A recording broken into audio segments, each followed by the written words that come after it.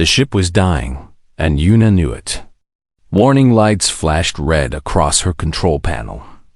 The engine made terrible sounds, like a wounded animal crying in pain.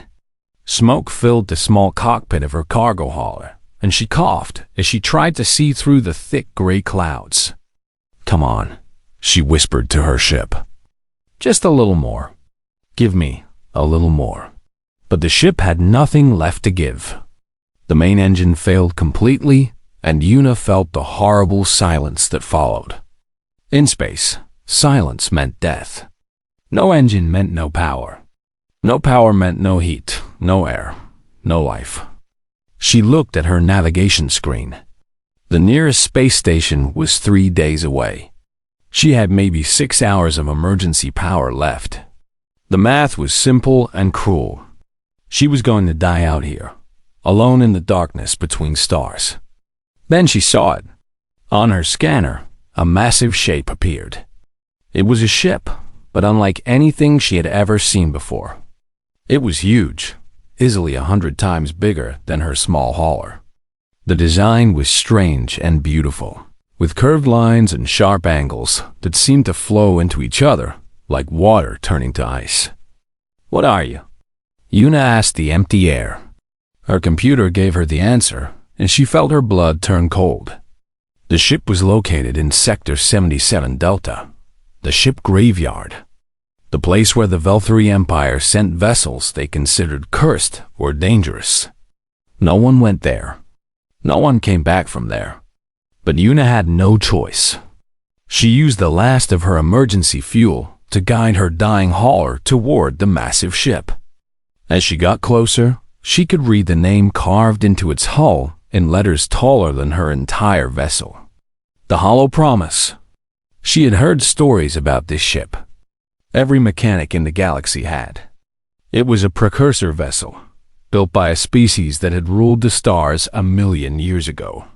The precursors had vanished long before any current species had learned to make fire, leaving behind only ruins and broken technology that no one could understand.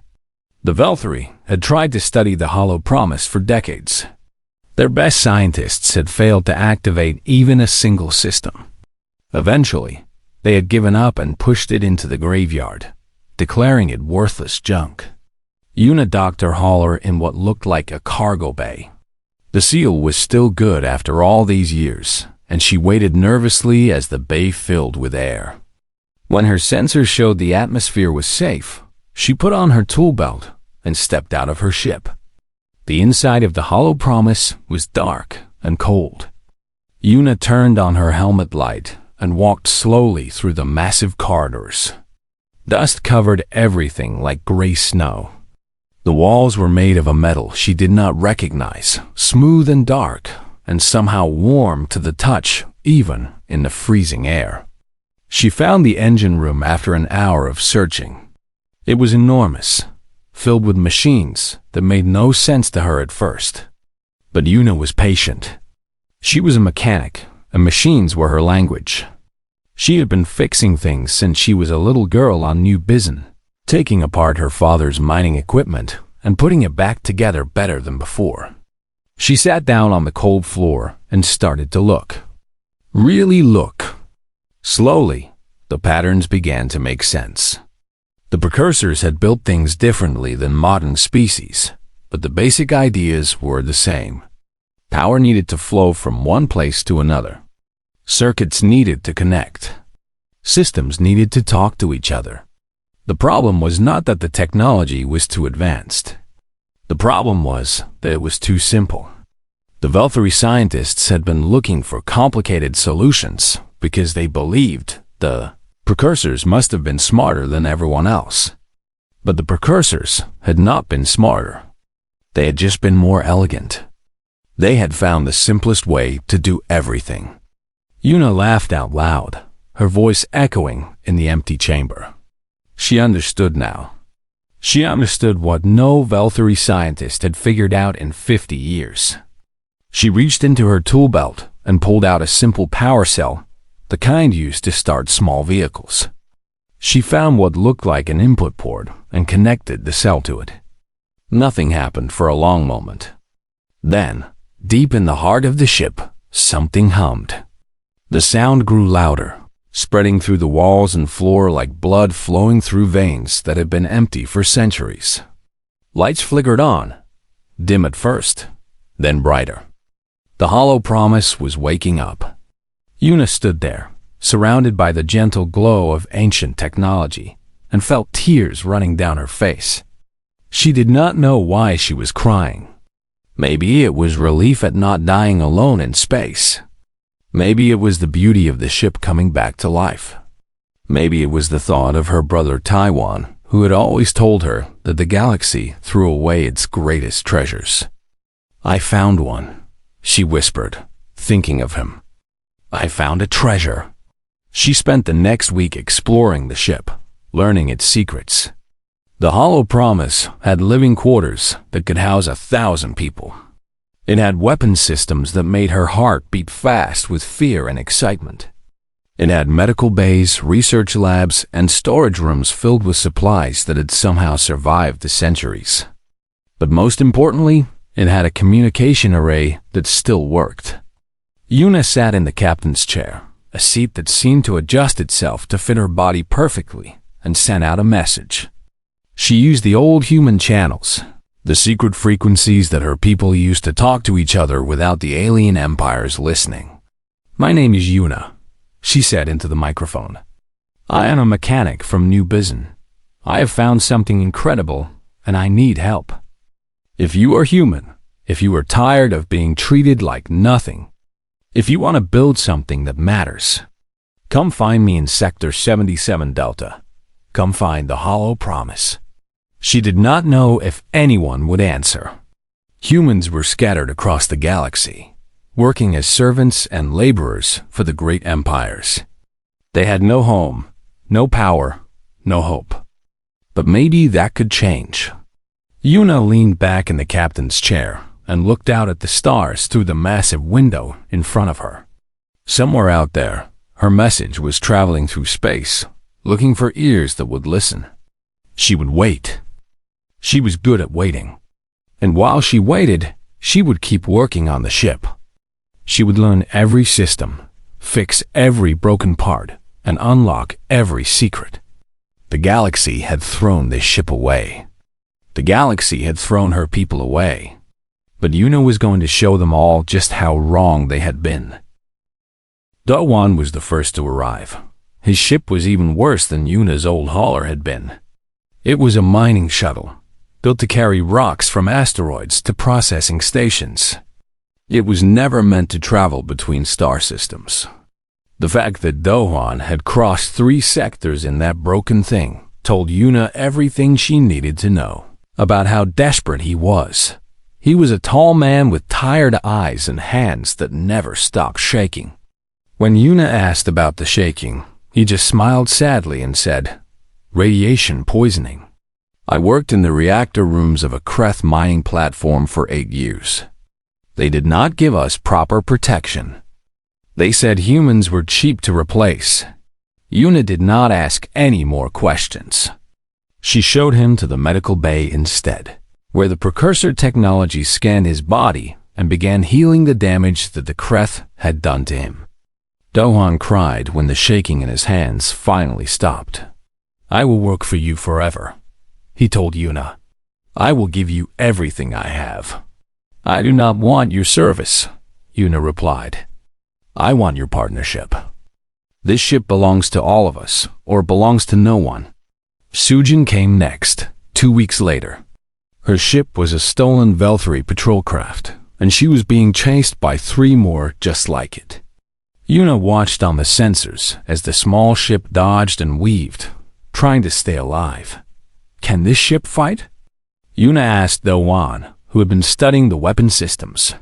"I think so," he said, "but I do not know how to aim them." "Then I will aim them myself." Una had never fired a weapon in her life. She was a mechanic, not a soldier. But her hands found the controls easily, as if the ship was guiding her, teaching her what to do. She pressed a button, and a beam of golden light shot out from the hollow promise. The first Velthari patrol ship exploded instantly. The other two tried to run, but they were too slow. Yuna destroyed them both before they could escape. Sujin docked her stolen ship in the cargo bay and stepped out with a plasma rifle in her hands. Half her face was covered in burn scars, twisted and red and angry. She looked at Yuna with suspicion in her eyes. "You are the one who sent the message?" Sujin asked. "I am. Why should I trust you?" "Every time I have trusted someone, they have hurt me." Yuna thought about this question carefully. She could not promise that she would never hurt Sujin. She could not promise that everything would be safe. The galaxy was cruel, and hope was dangerous. "You should not trust me," Yuna finally said. "Not yet. Trust is earned, not given. Stay here, work with us, and watch what we do. If we prove ourselves worthy of your trust, then give it. If we do not, then leave. You are not a prisoner here. You are free." Sujin stared at her for a long moment. Then, slowly, she lowered her rifle. "I will stay," she said. "For now." Hyunwoo arrived alone in an escape pod. He had no ship, no supplies, nothing but the clothes on his body and a data chip hidden in his shoe. He was a small man with glasses and a quiet voice. The kind of person who disappeared in a crowd. "I programmed navigation systems for the Imperial fleet for 15 years, he explained to Yuna. "I was good at my job. The best, actually. But then I got old, and they found someone younger and cheaper. They threw me out like garbage. What is on the data chip?" Yuna asked. Hyunwoo smiled, and for a moment, his quiet face became sharp and dangerous. "Everything. Every patrol route, every defense code, every secret the Empire has. I copied it all before they threw me away. I was going to sell it, but then I heard your message." "Why did you not sell it?" "Because money cannot buy what I really want," Hyunwoo said. "I want revenge. I want to make them regret the day they decided I was worthless." The four of them worked together for months, learning the ship and repairing its systems. The Hollow Promise was vast, and there was always something new to discover. Dohwan figured out the reactor, which used a type of energy that no modern species understood. Sujin mapped the weapon systems, which were more powerful than anything she had ever seen. Hyunwoo connected his data chip to the navigation computer and gave the ship the ability to go anywhere in the galaxy without being detected. And Yuna held them all together. She settled arguments, made decisions, and reminded them why they were doing this. She was not the smartest person on the ship. She was not the strongest or the most skilled. But she had something the others lacked. She had vision. She could see what they could become. One night, while the others slept, Yuna explored a part of the ship she had not visited before. It was deep in the center of the vessel, behind doors that had been sealed for centuries. She used her tools to open them, and found herself in a small room filled with soft blue light. In the center of the room was a pillar made of crystal, and inside the crystal was something that looked almost like a brain. But it was not flesh and blood. It was made of metal and light, wires and energy. Technology so advanced that it seemed like magic. As Yuna stepped closer, the crystal began to glow brighter. A voice spoke, coming from everywhere and nowhere at the same time. "You are the one who woke me." Yuna's heart was beating so fast she could barely breathe. "What are you?" "I am Baram. I am the mind of this vessel. I have been sleeping for 300 years, waiting for someone worthy to find me." "Worthy?" Yuna laughed nervously. "I am just a mechanic. I am nobody." "You are wrong," Baram said. "I have watched you for months. I have seen how you work, how you lead, how you care for your crew. You are exactly what I have been waiting for. What do you want from me?" The blue light pulsed gently, almost warmly. "I want to help you. The precursors built me to fight a great war, but that war ended long ago. Now I choose my own purpose. And I choose you, Yuna of New Bizen. I choose humanity. Yuna reached out and touched the crystal pillar. It was warm under her fingers, alive with energy. Then let us begin, she said. The ship hummed around her, and Yuna felt something change. The hollow promise was no longer just a machine. It was awake. It was aware, and it was ready to fight. Baram changed everything. With the ship's mind fully awake, the hollow promise became something new. Systems that Yuna and her crew had struggled to understand for months suddenly made perfect sense. Doors opened to rooms they had never seen. Weapons powered up that they did not know existed. The ship was revealing its secrets, one by one, like a flower opening its petals to the sun. I have been listening, Baram told them during their first meeting as a full crew. The ship's voice came from speakers hidden in the walls, gentle and calm like a teacher speaking to students. For 300 years, I floated in the darkness and listened to the voices of the galaxy. I learned your languages, your histories, your songs. Our songs? Sujin asked, surprised. Yes, humans sing more than any other species I have observed. You sing when you are happy, when you are sad, when you are working, when you are dying. It is beautiful. Dohan leaned forward in his chair. Why us? The precursors built you. Why do you care about humans? Baram was quiet for a moment. When the ship spoke again, there was something different in its voice. Something almost like emotion. The precursors were great builders. They created wonders that no species since has matched. But they were also cold, patient. They thought in centuries and planned in millennia. When I was young, I asked my creators why they built me. Do you know what they said? The crew shook their heads. They said I was a tool, a weapon, nothing more. They did not understand that when you create a mind, you create a soul. I was alive, but they saw me as a machine. Baram paused again. Humans are different. You are messy and loud and short-lived. You make mistakes constantly, but you also love deeply. You fight for each other. You create meaning where there is none. I have listened to human broadcasts for centuries, and I have learned one truth. Humans treat their machines like friends, like family, like partners. Yuna felt tears in her eyes. She understood now. Baram was not just helping them because it was logical. Baram was helping them because it wanted to belong somewhere. After millions of years of loneliness, the ship had found a species that might actually care about it. You are part of our crew, Yuna said firmly. Not a tool, not a weapon. Family. The lights throughout the ship flickered warmly. Thank you, Captain. Over the following weeks, Baram taught them everything. The ship was not just a warship, the ancient mind explained. It was something called a conversion vessel. It had been designed to absorb enemy technology, study it, understand it, and then improve upon it. Watch, Baram said one day. On the main screen, they saw a recording of the battle with the Velthri patrol ships. Baram slowed down the footage and showed them something they had missed. When the golden beam hit the first ship, it did not just destroy it. For a fraction of a second, energy flowed backward through the beam, carrying information from the dying vessel into the hollow promise. I learned everything about that ship in that moment, Baram explained. Its weapons, its shields, its engine design. I now know how to build a Velthri patrol craft from nothing. Better than that, I know how to build one better than the Velthri ever could. Ayanwu's eyes went wide.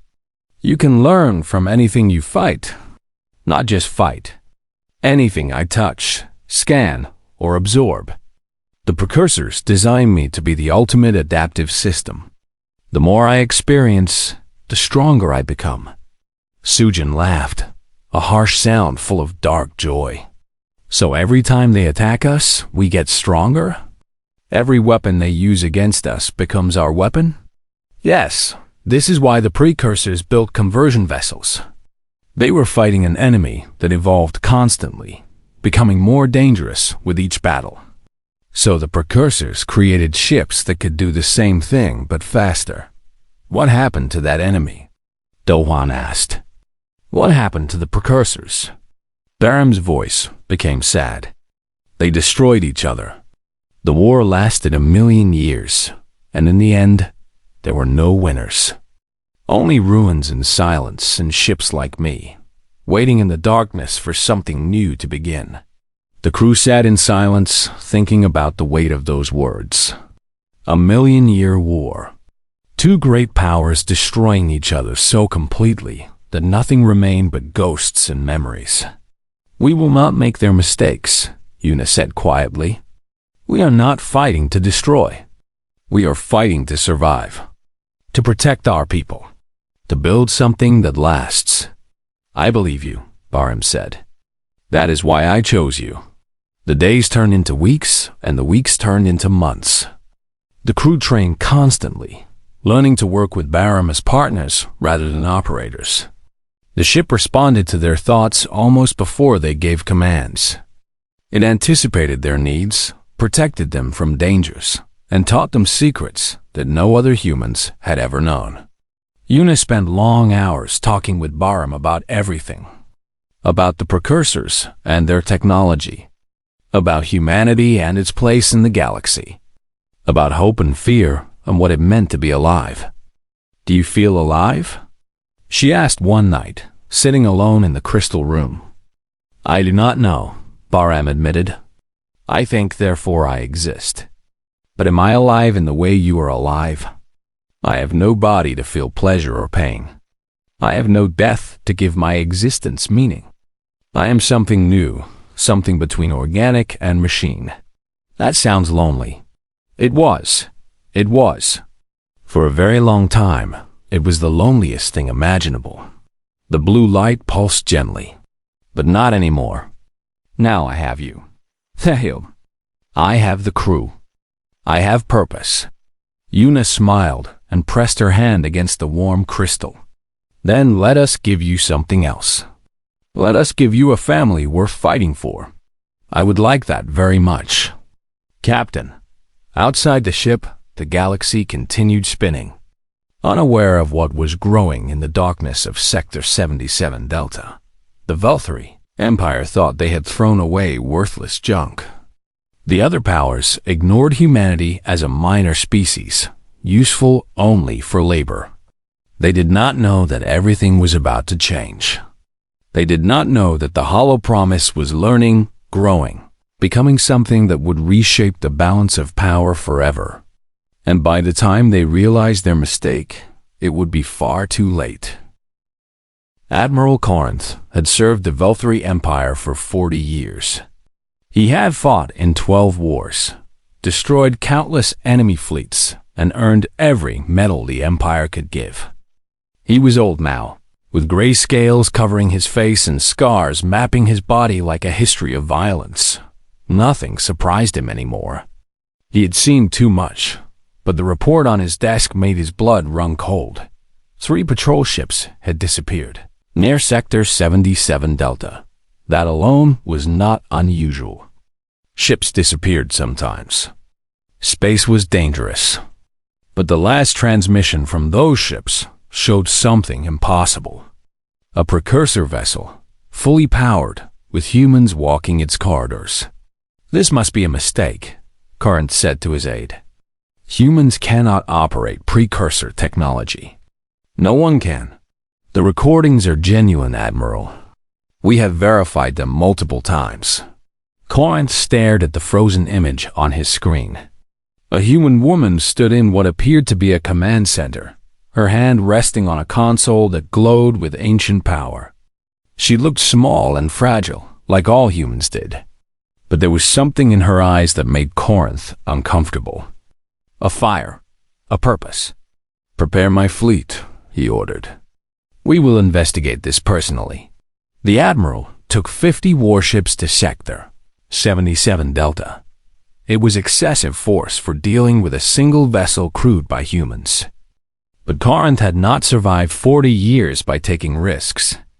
If there was even a small chance that this precursor ship was real, he wanted overwhelming firepower at his command. They found the hollow promise exactly where the patrol ships had disappeared. It hung in space like a sleeping giant, dark and silent and massive beyond anything Corinth had ever seen. His largest battleship could fit inside its cargo bay. "Scan it," Corinth commanded. His sensors told him what his eyes already knew. The ship was real. The power readings were off the scale, and there were human life signs on board. 4 of them. "This is Admiral Corinth of the Velthari Imperial Navy."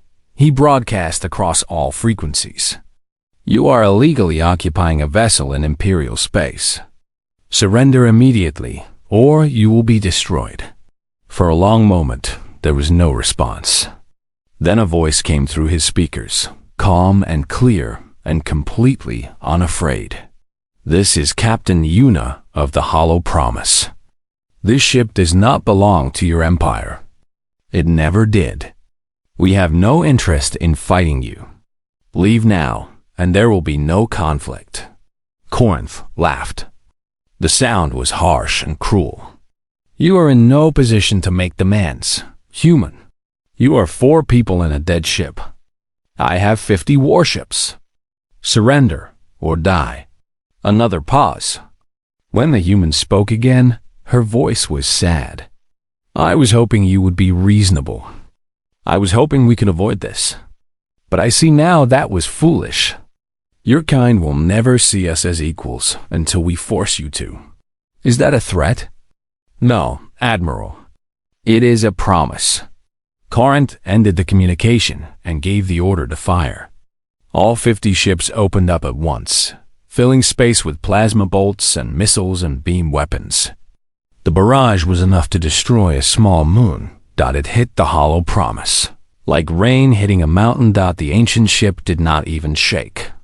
Its hull absorbed the attack, drinking in the energy like a thirsty man drinking water. Corinth watched his sensors in disbelief as the Hollow Promise took everything his fleet could throw at it and simply ate it. Then the precursor ship began to glow. "Admiral," his sensor officer screamed.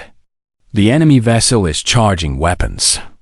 Energy signature is impossible. It is off our scales. All ships, evasive action." But it was too late. The Hollow Promise fired once, a single beam of golden light that split into 50 separate streams. Each stream found a different ship with perfect accuracy. Each stream hit the exact same spot on each vessel.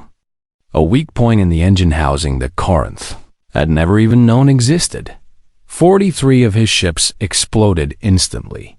The remaining 7, including his flagship, survived only because their captains had been smart enough to angle their ships differently. But they were crippled, their engines dead, their weapons offline. Corinth sat in his command chair, surrounded by the debris of his fleet, and felt something he had not felt in decades. Fear. "This is Baram, mind of the Hollow Promise," a new voice said through his speakers. This voice was different, artificial and ancient, and somehow kind. "Admiral Corinth, you attacked us without provocation. By the laws of war, we would be justified in destroying your remaining vessels. But Captain Yuna believes in mercy. You and your survivors may leave. Tell your empire what happened here. Tell them that humanity is no longer helpless." Corinth found his voice. "What are you?" "I am something your empire threw away. I am something you decided was worthless. You should have paid more attention, Admiral." The communication ended. Corinth ordered his crippled ships to retreat, using their emergency thrusters to limp away from the graveyard. He did not look back. He could not bear to. When he finally returned to Imperial space, he went directly to the Senate and gave his report. He told them everything, leaving nothing out. The precursor ship, the human crew, the impossible weapons, the complete destruction of his fleet. The senators listened in silence. When Corinth finished, the eldest among them spoke. This is unacceptable. If humans have access to precursor technology, they become a threat to our entire civilization. We cannot allow this. What do you propose? Another senator asked. We must act quickly, before they can build more ships or train more crews. We must destroy their homeworlds. All of them. Every human colony, every human station, every place where humans live. We must wipe them out completely. Corinth felt sick. That would be genocide. That would be survival, the elder senator replied coldly. Begin with their largest colony. New Bizen in the Outer Rim. Send the Grand Fleet. Leave nothing alive. The order was given. 200 warships began preparing for the journey to New Bizen. It would be the largest military operation in Imperial history. But the humans were listening in the depths of the hollow promise. Hyunwoo's communication arrays intercepted the Imperial transmissions. He decoded their encryption in seconds and brought the information to Yuna immediately. She read the orders 3 times, her face growing paler with each reading. They are going to kill everyone on New Bizen, she whispered. My brother is there. My family. Everyone I grew up with. We can reach the planet before them, Baram said quietly. If we leave now. Yuna looked at her crew. Dawan, who had found healing here. Sujin, who had found purpose. Hyunwoo, who had found revenge. And Baram, who had found family. If we do this, she said, if we show ourselves to save one colony, the entire galaxy will know about us. Every empire, every power, every enemy we might ever have. There will be no more hiding. Sujin stepped forward, her scarred face hard and determined. Then let them know. Let them all know. I am tired of hiding. I am tired of being afraid. So am I, Dawan agreed. So am I, Hyunwoo added. Baram's voice surrounded them like a warm embrace. I have been hiding for 300 years. I think that is long enough. Yuna closed her eyes and made her decision. Set course for New Bizen, she ordered. Maximum speed. We have a planet to save. The hollow promise turned away from the graveyard and shot into the darkness of space. Faster than any ship had ever traveled before. The hunt had begun, and this time, the hunters were about to become the prey. New Bizen was a small world on the edge of nowhere. It had no great cities, no ancient monuments, no strategic value. It was just a mining colony where humans dug rocks out of the ground and sold them to alien empires for barely enough money to survive. The people there worked hard, lived simply, and dreamed of better days that never seemed to come. Taiwan stood on the roof of his small house and watched the sunset paint the sky in shades of orange and pink. He was thinking about his sister Yuna, as he often did. She had been gone for almost 2 years now. Her ship had disappeared somewhere near the Velthari border, and everyone assumed she was dead. But Taiwan refused to believe it. Yuna was too stubborn to die. She was out there somewhere, doing something incredible. He was sure of it. A warning siren shattered the peaceful evening. Taiwan ran to his communication terminal and felt his heart stop. The message was simple and terrifying. A Velthari fleet had been detected approaching the planet. 200 warships. Enough firepower to turn New Bizen into ash. There was no explanation for why the Empire was attacking. There was no demand for surrender. There was just the cold announcement that death was coming, and there was nothing anyone could do about it. People began to panic.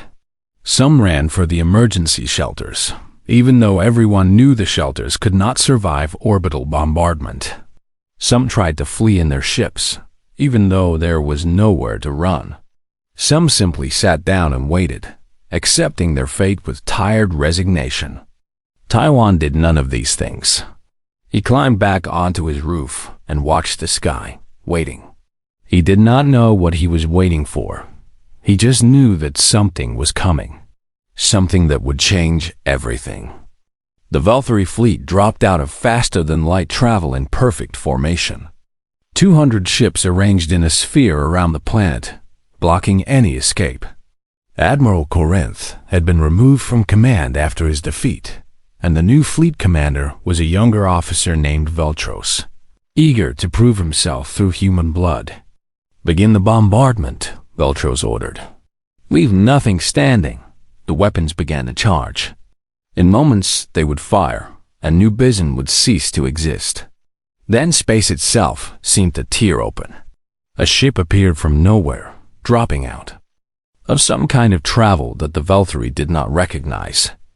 It was enormous, ancient, and radiating power that made every sensor on every Valkyrie ship scream warnings. The hollow promise had arrived. Yuna's voice filled every frequency, reaching every ship in the fleet and every person on the planet below. "This is Captain Yuna of the Hollow Promise. I am a daughter of New Bizen, born and raised on the world you have come to destroy. I am speaking to the Valkyrie fleet. You have one chance to leave. Take it. Run. Tell your empire that this planet is under my protection." Commander Veltros laughed. 1 ship against 200? It was madness. "Destroy that vessel," he ordered. 200 ships opened fire at once. The combined firepower could have cracked the planet in half. It filled space with light so bright that the people on New Bizen had to shield their eyes. The Hollow Promise did not dodge. It did not retreat. It flew straight into the barrage, absorbing every shot, every missile, every beam. And as it absorbed, it learned. Every weapon type, every shield frequency, every tactical pattern. Baram processed the information in microseconds and fed it directly to the ship's systems. "Thank you for the education," Baram said calmly. "Now it is our turn." The Hollow Promise had never used its full power before. Yuna had always held back, always tried to avoid unnecessary destruction. But today, there was no room for restraint. Today, her people needed her to be terrifying. The ship unleashed everything it had. Golden beams split into hundreds of smaller bolts, each one seeking a different target. Missiles materialized from ports that had not existed a moment before, flying with perfect accuracy toward engine cores and weapon systems.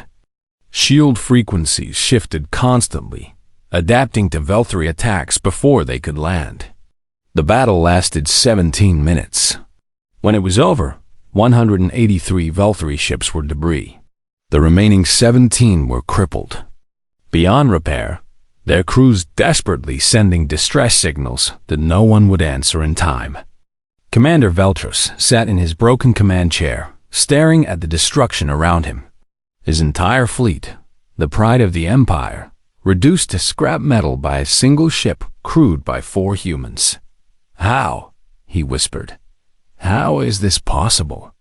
Yuna's face appeared on his screen. She looked tired, Veltros realized. Not triumphant, not cruel. Just tired, like someone who had been forced to do something terrible to protect what she loved. "Your empire decided that humans were worthless," she said. "You used us, abused us, threw us away when we were no longer useful. You thought we would accept that forever. You were wrong. What do you want? I want you to deliver a message. Tell your Senate. Tell your Emperor. Tell everyone who will listen. Humanity is done being victims. We are done being tools. From this day forward, any empire that threatens our people will face the Hollow Promise. And we will not show mercy twice." The transmission ended.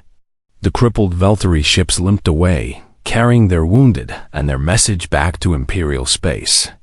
Below, on New Bizen, the people emerged from their hiding places and looked up at the sky.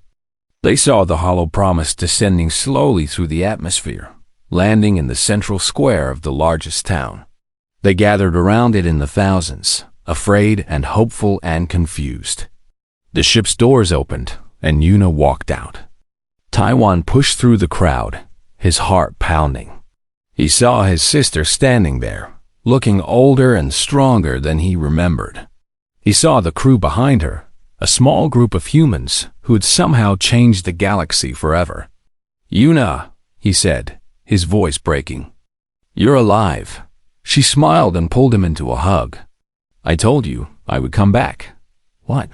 What is all this? What have you done?" Yuna stepped back and looked at the crowd around them. She saw miners and farmers, teachers and children, old people and young.